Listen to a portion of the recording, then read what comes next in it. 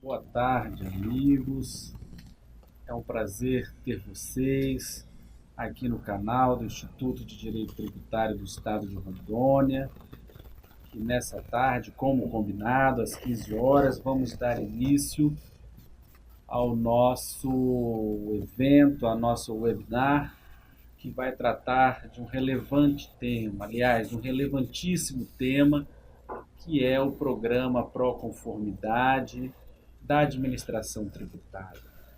O Instituto de Direito Tributário tem a honra de receber aqui conosco a doutora Rosângela Oliveira, representante do Conselho Regional de Contabilidade. Muito obrigado, Rosângela, que, que vai nos prestigiar com novidades importantíssimas desse tema, não só para os profissionais da contabilidade, mas também para toda a advocacia tributária, empresarial, para todos os empresários, os acadêmicos de direito, de contabilidade, enfim. É um momento ímpar que nós temos de explorar esse tema que vem, digamos assim, criando um paradigma, revolucionando o comportamento entre a administração tributária e os contribuintes, certo?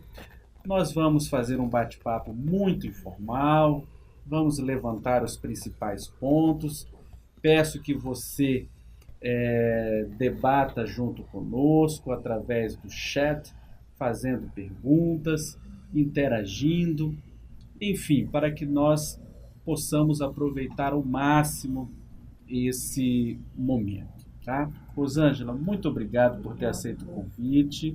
Seja bem-vinda e passo para as suas manifestações preliminares. O que você tem a falar? O que o Conselho Regional de Contabilidade está se debruçando a respeito dessa expressão conformidade? O que é isso? Bom, boa tarde a todos. É um prazer imenso estar aqui nessa tarde conversando com o Dr. Breno. Primeiramente, nós queremos agradecer o convite do Instituto de Direito Tributário do Estado de Rondônia, em nome da pessoa do Dr. Breno, por ter efetivado esse convite ao Conselho de Contabilidade.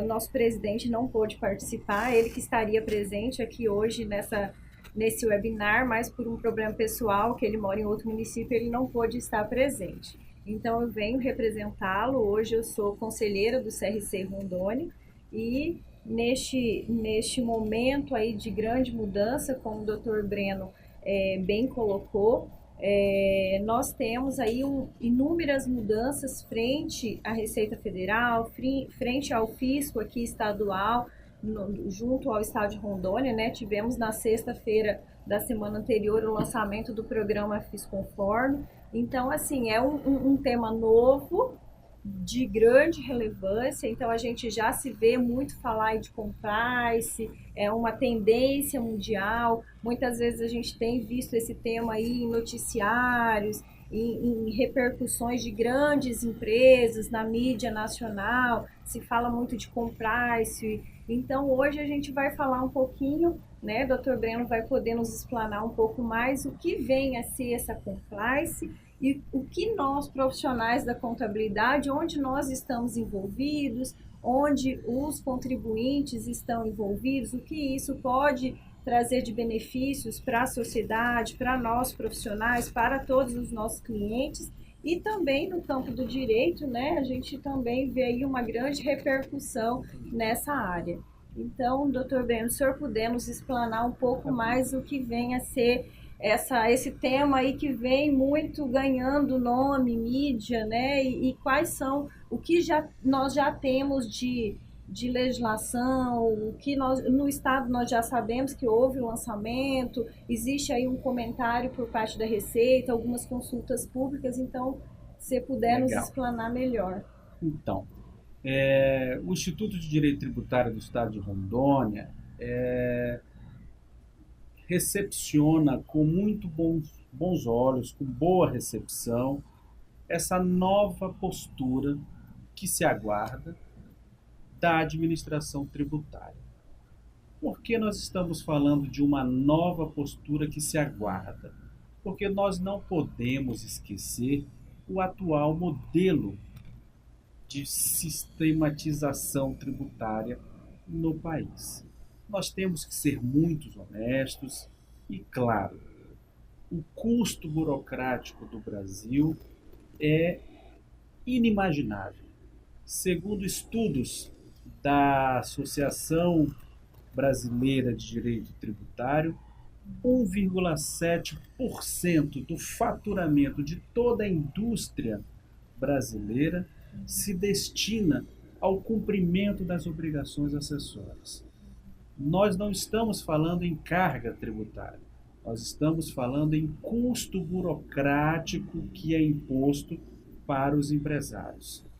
O segundo ponto que nós enxergamos com bons olhos para esse novo modelo de administração fiscal reside numa complexidade tributária esquizofrênica.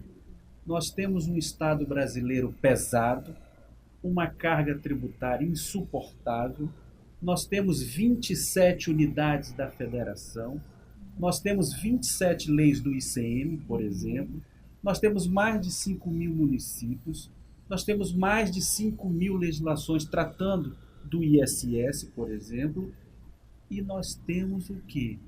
As relações fisco-contribuinte. Verifico que a litigiosidade no país é muito pesada. O Estado, a dívida ativa pública brasileira, União, Estados, DF e municípios, alcança quase 2 trilhões de reais. E a recuperação por ano é de 1%. Então está claro que o fisco, com todas as vênias, é ineficiente na cobrança tributária. Ou seja, esse modelo retrógrado tem que mudar e esse recorte parece-me muito importante. Essa mudança de paradigma, essa aproximação da administração tributária com o fato gerador e com os particulares, parece-me que é um grande avanço. Mas nós temos que compreender um pouco mais isso, né? Nós temos modelos em vigor, vigentes no estado de São Paulo, em algumas unidades da federação, Rondônia. A Receita Federal abriu uma consulta pública, mas nós estamos ainda tateando. Existe um ranking, um score, onde os contribuintes vão receber notas da administração tributária. Isso tudo nos preocupa ante a complexidade atual do sistema.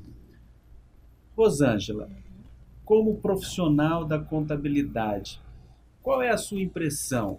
É interessante a redução da litigiosidade? O compliance é bem-vindo? Eu devo sempre me conformar? Então, na verdade, é assim, nós enxergamos esse programa de autoconformidade um avanço. Então, toda iniciativa do fisco em buscar conversar ou demonstrar para o contribuinte que ele tem uma irregularidade, que ele pode regularizar antes do litígio ou antes da penalização, isso é muito vantajoso. Isso é um avanço gigantesco no atual sistema que nós temos, que é totalmente punitivo. Então, eu entreguei, estou em conformidade, o fisco simplesmente vai me autuar e com penas duríssimas, a exemplo de multas aí aplicadas pela Receita Federal de 175% do valor do débito. Nós sabemos que muitas vezes isso se torna impagável, só aumenta o número de processos, aumenta o número de litígios e muitas vezes inviabiliza muitos negócios. Então, toda a prática, né, toda a política do fisco, que parte do fisco com o intuito de diminuir ou de simplificar ou de minimizar todo esse custo Brasil bem comentado pelo Dr. Breno, ele é muito bem-vindo, é totalmente aceito pelos profissionais, pelos contribuintes de uma forma geral. Porém, nós precisamos de bons critérios. precisamos que também o fisco enumere ali essa prática de como vai funcionar. Então, a gente precisa de requisitos bem objetivos para que não traga uma desvantagem ou traga isso com uma diferença competitiva. Perfeito. Como profissional da advocacia, defendemos que o sistema de conformidade ou de compliance deve existir, mas deve ser recíproco. Não deve ser uma mão de uma única via. Conformidade não pode nunca ser confundido com um empresário contribuinte baixando a cabeça para as exigências fiscais. Qual é a nossa preocupação da advocacia, Rosângela? No Supremo Tribunal Federal, que é o órgão de cúpula do Judiciário, nós temos atualmente mais de 183 temas de direito tributário pendentes de definição. Ou seja, o Supremo Tribunal Federal, que é o intérprete máximo da Constituição Federal, ainda vai se debruçar sobre determinados temas. Ora, se eu tenho, por exemplo, um planejamento tributário feito de forma lícita, feito de forma que convirja com uma repercussão geral pendente de definição, será que eu devo ser reprovado pelo programa de conformidade? Explica para a gente um pouquinho como é que vai ser essa avaliação, esse score, esse ranking. Qual é um bom aluno do programa de conformidade para a Receita Federal? Então, doutor Breno, esse é um tema, acho que o mais difícil. Eu fiz de propósito a pergunta. Na minuta, né, na consulta pública que a Receita divulgou, ela elencou alguns quesitos e classificou alguns critérios. Na verdade, ela elencou que terão as empresas A e C. E a B está ali no meio, nós não sabemos quem será a B. Então, assim, regra geral, hoje nós todos somos C. Nós todos, que nós somos, além de profissionais, somos empresários, né? Então, hoje nós somos C. Por quê? Porque nós não temos nenhum programa de conformidade, então nós estamos numa linha ali do C. Então, todas as empresas hoje do Brasil, com algumas exceções que já estão aí em tratamento diferenciado, em programas específicos de fiscalização da Receita, são C. Então, a Receita trouxe que para eu ser A, eu tenho que estar em conformidade com as minhas obrigações acessórias, eu tenho que estar pagando o meu imposto tempestivamente, enfim. Se eu não sou A, eu sou C. Então, assim, não existe um critério justo, porque se nós também entrarmos na discussão de qual é o critério adequado, qual é o critério justo para ranquear a empresa A ou C? E se um dia, que já aconteceu comigo, eu esqueci de pagar uma vez um imposto, eu sou C amanhã? Ou no próximo ano eu vou ser C e não estou conforme porque eu esqueci uma única guia de arrecadar, arrecadei um dia com data posterior. Então, assim, o critério hoje que está na minuta da Receita ainda é bem controverso, ainda requer um aprimoramento bem constante, uma discussão conosco, como profissionais, com a sociedade de uma forma geral, para não criar aí tratamentos desiguais. Um ponto muito importante se refere ao aspecto formal. O artigo 5º, inciso 2 da Constituição Federal é claro de que ninguém será obrigado a fazer alguma coisa, senão com expressa previsão legal. O Estado de São Paulo cumpriu essa formalidade, editou a Lei Complementar, salvo engano, 153, ou seja, por meio da Assembleia Legislativa do Estado de São Paulo, o povo paulista se autodecidiu criar a conformidade. A Receita Federal do Brasil não existe esse mesmo tratamento. O Congresso Nacional está totalmente acéfalo nesta matéria. Há uma consulta pública, talvez uma minuta de portaria, e portaria com todas as vênias não pode impor obrigação para ninguém. Outra questão que eu gostaria de elogiar, voltando para a realidade empírica e o déficit.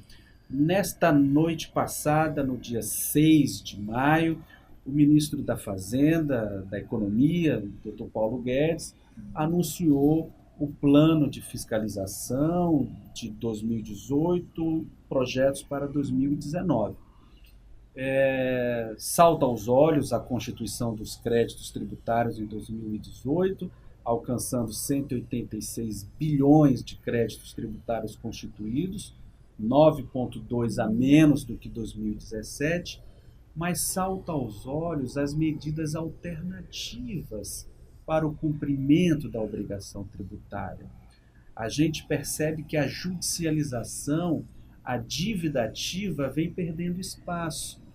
Programas alternativos como conformidade, medidas alternativas como a criminalização do direito tributário, os programas de repatriação, as operações da Polícia Federal, os zelotes, estão todos discriminados no programa. Um grande salto que eu vejo com bons olhos para o futuro, uma vez bem aprimorado, é essa desjudicialização, é essa segunda oportunidade. Do ponto de vista contábil, você pode me dar alguns exemplos para o nosso ouvinte, internauta, colega, profissional da contabilidade, advogado, de dupla chance? Quando que seria uma conformidade na prática, assim, para o futuro? Nós já temos um exemplo de conformidade que nós podemos exemplificar a todos os colegas contadores ou até os colegas aí advogados, estudantes que fazem sua própria declaração de imposto de renda. Um belo exemplo de conformidade é a malha do imposto de renda pessoa física. Então, hoje, né, com os servidores aí mais modernos da Serpro, se eu entregar uma declaração de imposto de renda, como entregamos aí várias no mês passado, 24 horas depois ou no dia seguinte pela manhã, se você olhar o processamento, né, verificar o processamento dessa declaração, você já vai ter a certeza que a sua declaração foi processada, ou se a sua declaração está em fila de restituição, ou se você possui pendências, onde a Receita possibilita o contribuinte até o início do exercício seguinte, até com longo prazo, de ou antecipar a análise da malha, porque muitas vezes a malha carece da prova documental de alguma informação que a Receita não dispõe eletronicamente, então por isso a sua declaração é submetida a esses controles internos, ou no caso de omissão ou de erro de preenchimento, retificar sem nenhum procedimento de fiscalização, recolher o imposto se devido ou obter a sua restituição no valor que seria o valor de seu direito. Então, esse é um tipo que eu já analiso como um programa de conformidade, não intitulado como tal, mas que já vem sendo evoluído aí ao longo dos anos, realizado pela Receita. Então, nós precisamos de conformidade nesses moldes que possibilitam o contribuinte de retificar, de corrigir, de recolher o imposto devido. Então, é uma malha do bem. Perfeito, né? perfeito. E possibilita o fisco de diminuir o atendimento do auditor fiscal, de analisar todas as declarações. Muitas vezes, os erros cometidos, isso nós vivenciamos na prática, são erros que a pessoa esqueceu de declarar uma fonte pagadora, ou apresentou digitou um número incorretamente, que acontece, um erro ali formal. Então, essa é a malha e essa é a conformidade que nós almejamos, né? Me impressiona muito, e aqui fica um elogio para os programas de conformidade, uma frase que ficou muito, muito forte na minha memória, é a segunda chance, ou a segunda visita. É uma sugestão assim, para a gente discutir nos nossos conselhos, nos nossos painéis, e com a comunidade jurídica e contábil, é a criação de uma segunda chance sempre. Que a segunda chance, no cumprimento das obrigações acessórias, fosse a regra. não há coisa mais dolorosa do que pagar imposto. A coisa mais dolorosa do que pagar imposto é o custo que se tem atualmente para conseguir pagar o imposto, né? Hoje, uma empresa de médio, um pequeno médio porte já tem que ter uma gama de profissionais, um setor administrativo eficiente, diligente, com tecnologia adequada. Muito importante a gente aqui fazendo esse webinar, porque nós estamos falando de compliance. Atualmente, a contabilidade, os programas, os cumprimentos das obrigações acessórias, praticamente todos dependem de, uma, de um equipamento, de um serviço de internet. O estado de Rondônia, nosso exemplo, nós temos um estado dito continental, que nós temos os municípios da BR e as linhas, e nós sabemos que a internet não persiste muito bem em algumas localidades. Na semana passada eu estava conversando, diligenciando na Secretaria de Finanças a respeito de um novo decreto que estava criando uma nova obrigação acessória no que se refere à certificação ou validação de mercadorias. Ou seja, o empresário tem agora um prazo para validar ou certificar a mercadoria ou denunciar. Dependendo do município, do estado de Rondônia, em que você se encontra, você não tem esses dias, essas horas para cumprir com essas obrigações. Então, eu vou franquear a palavra mais um pouco para você, Rosângela, eu acho uma contradição atualmente se falar em conformidade, se falar em aproximação com esse número hercúleo de obrigações acessórias atualmente. E isso atinge muitos profissionais da contabilidade. O que é que você tem a falar sobre compliance e obrigações acessórias?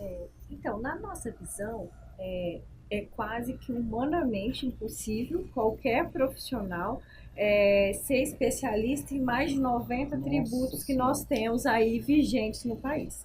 Então, nesse sentido, para nós profissionais, se a compliance vier no sentido de nos dar a oportunidade, como você bem disse, da segunda chance, mas a segunda chance seria a malha, seria talvez um modelo, a exemplo do que aconteceu aqui com o estado de Rondônia, de nos fornecer uma notificação com a possibilidade de regularização num espaço de tempo. Então, nesse momento, muitas vezes, os profissionais ou os contribuintes, eles erram, não por querendo fraudar o fisco, não para sonegar, é porque eles erram porque a quantidade de obrigações e esse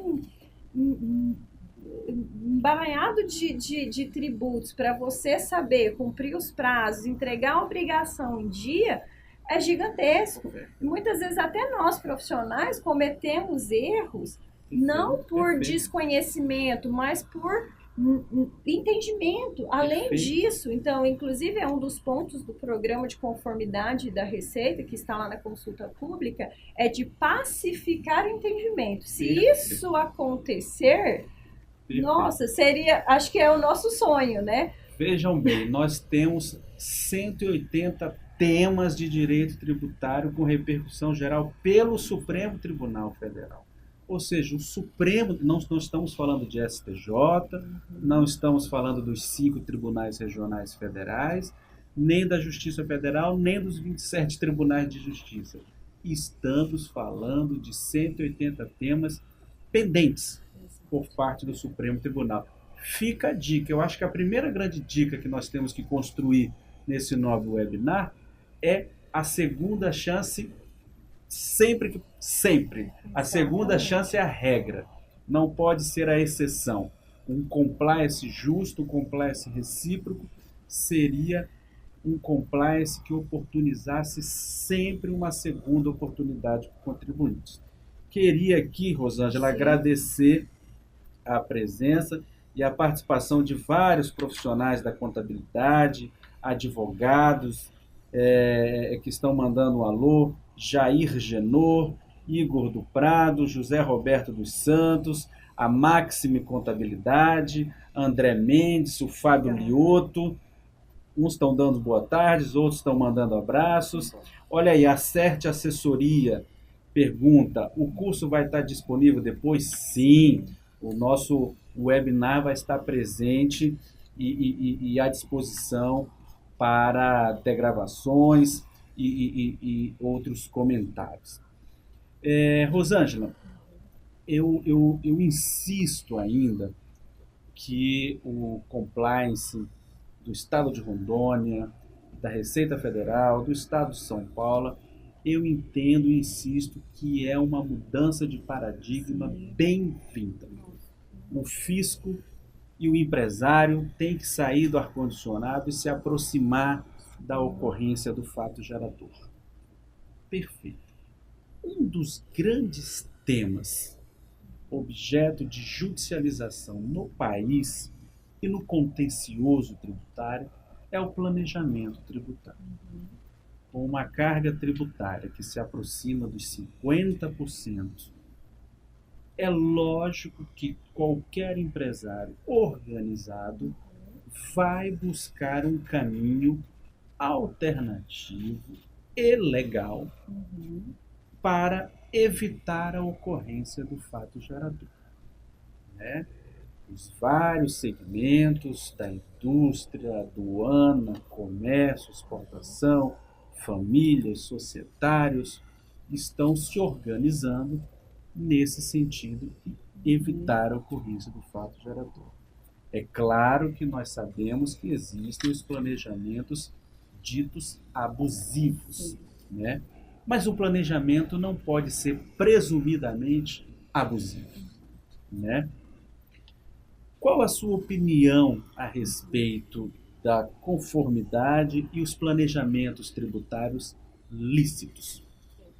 Na verdade, doutor Breno, quando nós falamos em planejamento tributário, né, quando as empresas elas se organizam e se estruturam de uma forma de organizar o seu negócio econômico ou constituir a sua estrutura familiar ali dentro de uma estrutura de planejamento tributário, ela já está buscando uma conformidade, né? Uma regularização de todas as suas atividades, muitas vezes atividade fim ou uma atividade que ela exerce em grupo familiar. Então, dentro dessa linha de conformidade, essas empresas já estão dentro de uma compliance um pouco mais robusta e moderna. Então, esse tema ele só vem a trazer uma confirmação de que cada vez mais essa relação que o contribuinte precisa ter com o fisco, ela está cada vez mais próxima e está cada vez mais ajustada. Então, o fisco também vem nos mostrando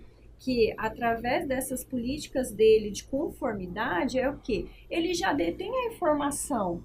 Ele só está levando para o contribuinte a informação que ele já dispõe e falando para o contribuinte, de certa forma, olha, se regularize que eu sei que você está irregular, nós estamos te dando a oportunidade, né? Chama-se a oportunização de regularização antes de qualquer procedimento de fiscalização. E nós consideramos essa segunda chance, né? Essa oportunidade com uma evolução gigantesca do fisco. Então, assim, a gente tem o exemplo aqui de Rondônia que saiu à frente, né? Queremos aqui parabenizar o nosso governador, o secretário de Finanças, né? A equipe que está aí trabalhando nisso, desde a gestão anterior até a gestão atual, que colocou em prática esse programa de conformidade, que é uma forma de falar para o contribuinte, eu não quero te penalizar. E muitas vezes para o fisco, esse aumento de arrecadação e a arrecadação correta do tributo vem na forma de regularização. Porque a gente tem a grande maioria dos empresários, eu acho que isso é questão de moral, né? Moralmente, acho que a maioria, vamos falar que mais de 90% de qualquer empresário que você atende, que eu atendo e que eu acredito que todos os profissionais aqui de Rondônia atendem, eles não querem sonegar. Eles não querem um jeitinho. Eles querem cumprir com a sua obrigação e pagar os seus impostos em dia. Isso é lá da época, né, dos nossos antepassados, de contribuir, de pagar, de honrar com a sua obrigação. Então a gente entra aí numa questão moral e legal da nossa vida em sociedade. Só que muitas vezes, como nós falamos, esse desenho tributário é tão complexo, tão grande, é um emaranhado de legislação que muitas vezes a empresa não consegue cumprir. Então ela fica lá com uma pendência ou no Estado ou na Receita que muitas vezes ela nem conhece, né? Nem sabia que existia. O grande desejo que eu acho todo e qualquer empresário e prestador de serviço é um ambiente de segurança jurídica que favoreça um ambiente de negócios, o fomento de novos negócios. O Estado, da administração tributária comum, em geral, ela tem que ser um parceiro para o melhoramento desse ambiente de negócios e não um Estado de polícia punitivo, repressor, que presume a má-fé do empresário e do contribuinte. Então, a administração tributária avança nesse novo comportamento, é uma ruptura de um modelo já comprovadamente ineficiente, não eficaz, até porque constituir crédito não significa arrecadar perfeitamente, deve se aproximar do contribuinte, da ocorrência do fato gerador, conhecer a operação dos contribuintes, né? E somar para o desenvolvimento do país, o desenvolvimento dos negócios, mas eu insisto, a conformidade precisa ser recíproca. Eu insisto, a simplificação deve vir e deve vir urgentemente. Eu não acredito, Rosângela, em redução da carga. Honestamente, nós optamos por um país pesado, nós somos um país federado, com 27 unidades da federação, com 5 mil e não sei quantos municípios, nós temos um Estado social pujante, então nós temos que custear essa carga.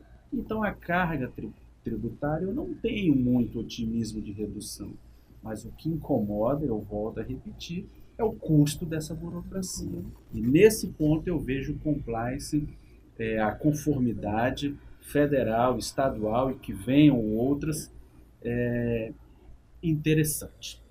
Eu tenho muitas ressalvas, várias ressalvas que talvez nós poderíamos fazer um segundo formato quanto a esse score, quanto a essa pontuação. Porque atualmente, nas minutas, nas portarias, nos debates, só vai ganhar nota boa o empresário que baixar a cabeça para as obrigações fazendárias.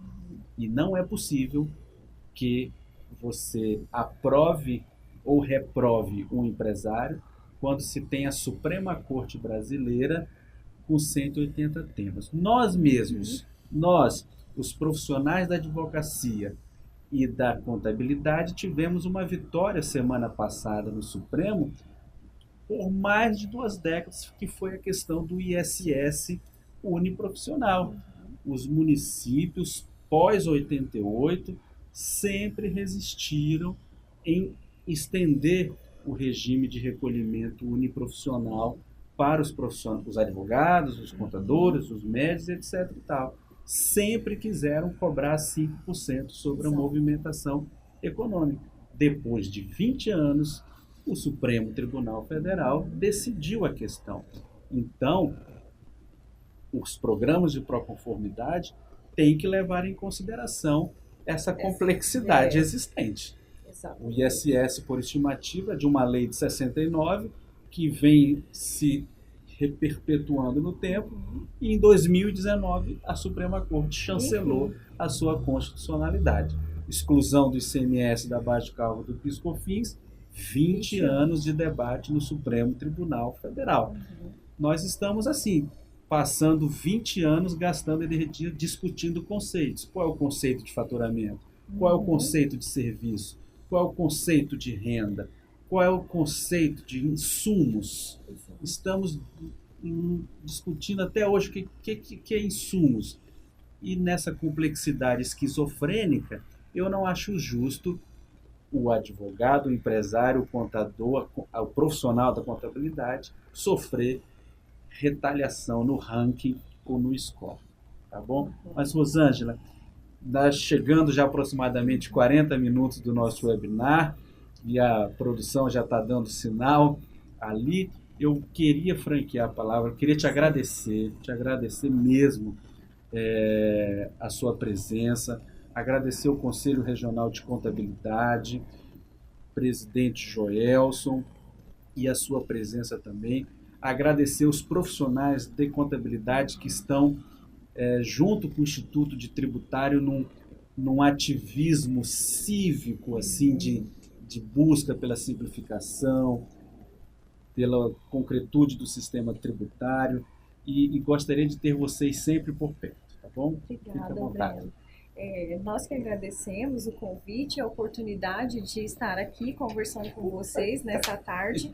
E para a gente é um tema novo e um tema que requer muitos debates, muita discussão. Para nós, como o Dr. Breno bem disse, é um tema que é bem recebido e bem aclamado na classe contábil, eu acho que em toda a classe empresarial, porque é o que nós falamos, é muito difícil nós cumprirmos com todas as obrigações e ainda cumprir dentro de critérios e prazos e ainda agora com esse ranqueamento que vamos ver o que sai aí, o que vai sair, como que vai se posicionar a Receita, né? Nós só estamos aqui trabalhando com suposições com base na minuta da consulta pública. Mas o debate é muito bom, né? Amplia aí os horizontes.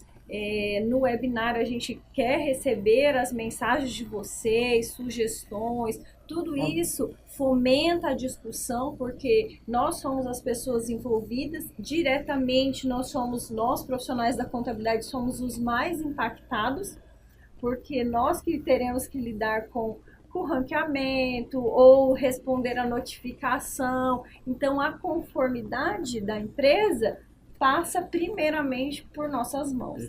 Então, assim, nós somos as pessoas mais interessadas. Então, assim, eu deixo aí a palavra aos profissionais de contabilidade que busquem ler sobre o tema. Isso é uma tendência mundial. Então, quanto mais nós pesquisarmos e saber isso e mudar o paradigma, entender que eu entendo e eu acredito que nós precisamos entender que a conformidade está aí, ela vai sair, como já saiu no Estado. Eu acho que é muito bom, é uma vantagem muito boa para os empresários e para nós contadores. Nós só vamos agora ir tateando e vendo o que vem pela frente, né? Quais são as cenas aí dos próximos capítulos. Obrigado, obrigado aí a todos pela audiência. Obrigado, Rosângela. Eu quero aqui registrar ainda aí a participação dos doutores Augusto Maia, doutor Ítalo Marinho, Adriana Jardim, Bruna Queiroz, Catarina Oliveira,